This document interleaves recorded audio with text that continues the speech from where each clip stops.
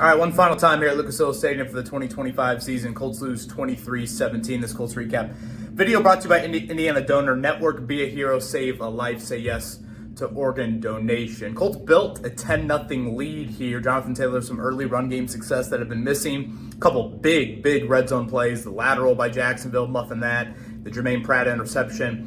Huge plays in the first half helped the Colts kind of keep that lead, but Jacksonville was in control from a yardage standpoint. They nearly doubled Indy in yardage, and it was just kind of holding on for dear life the rest of the way. I thought in general the offense got back to a little bit more of that dinosaur-ish type of offense we saw in Seattle. Just nothing from potency standpoint with that passing offense. Alec Pierce, Michael Pittman Jr. is just incredibly quiet.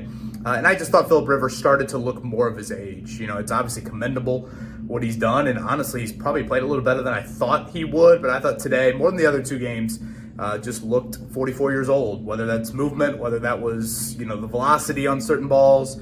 Obviously, the interception there late was a big play in the game. Sounds like we'll see what the decision is going to be week 18. Shane Steichen said he'll make a call on that on Tuesday, but I would assume it is Riley Leonard. I just don't think the vision impairments for Anthony Richardson Sr. probably lead him to being out there, but we'll see. Leonard to me I think is probably your best bet for that meaningless game in quotes there. We'll obviously have to monitor that as the Colts play the Texans coming up next weekend. Sauce Gardner leaves with tightness in that injured left calf.